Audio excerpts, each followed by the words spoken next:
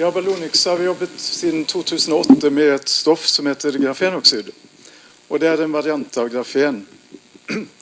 Vi startet med å prøve å lage en spesiell elektronisk komponent og laget 1 gram, som da var nok til å lage 2000 prøver I løpet av et år. Sånn ser grafenoksid ut. Det er et enkeltlag av grafitt som det oksidert, sånn at overflaten utrolig stor, cirka 2 millioner kvadratmeter per gram. Og det noe, dessuten ledningsevnen veldig god hvis det blir redusert til grafen. Så det et stoff med potensielt veldig mange anvendelser. Vi pratet med Nokia I fjor, og de har laget en fuktighetssensor for mobiltelefonen basert på grafenoksid. Og han sa, yeah, fine. If we make 1 million devices, we need 10 grams. Da hadde vi allerede utviklet en prosess, fått sjansen til det etter en forespørsel fra Japan, som vi laget 100 gram I hver batch. Så det var nok så uinteressant marked. Men I fjor, eller for 2 år siden, så dukket opp en ny anvendelse som kan bli virkelig stort volum. Og det rensing av radioaktivt vann. Og ironisk nok så det igjen Japan da, som et potensielt marked med Fukushima. Problemet der at de vil trenge kanskje 1000 tonn per år for å virkelig erstatte den prosessen de nå jobber med. Og vi kan kanskje levere 100 kilo sånn som eller opp mot 1 tonn sånn som vi jobber nå. Vi har en norsk industripartner som vil gripe fatt I dette hvis det virkelig kommer en svær bestilling.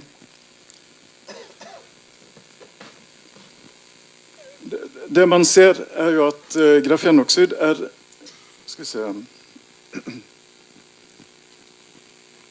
10-20 ganger så effektivt som leire og hematitt.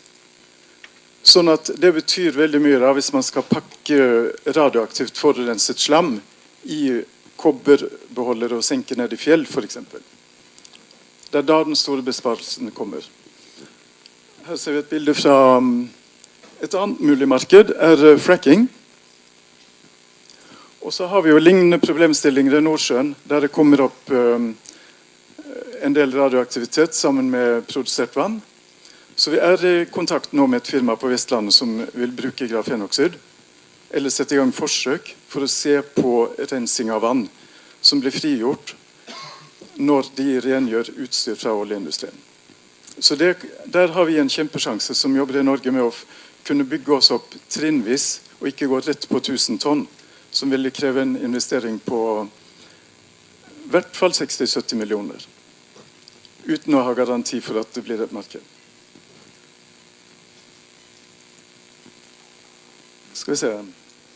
Ja, vi har satt I gang prøveproduksjon på Tofte I den gamle papirfabrikken der. Der hadde vi tilgang på veldig gode prosessingeniører som har jobbet lignende prosesser I flere år, opp til 30 år. Og det fungerer veldig fint. Vi klare til å oppskalere videre, men markedet ennå ikke der. Og så det der vi står nå. Vi driver med salg og så å si promotere produkter over hele verden. Skal vi se. Så det status da, at vi kan lage vi kan sette opp mange sånne reaktorer ved siden av hverandre, omtrent som elektrolyse I aluminiumsverk for eksempel. Nede på papirfabrikken der finnes det tusenvis av kvadratmeter ledige lokaler. Så forholdene på mange måter til rette, men det vil uansett ta en stund å få det på plass, hvis bestillingen skulle komme.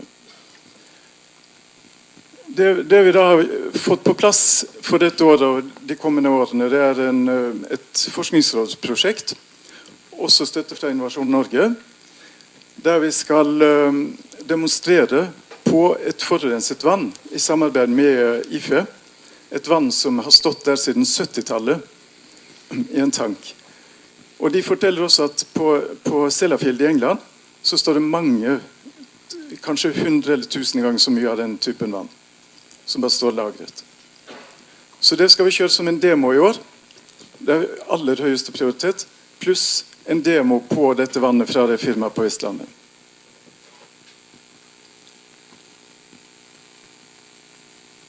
Så der står vi. Da jeg markedsførte i Japan, så fant jeg ut at stoffet ligner på snø.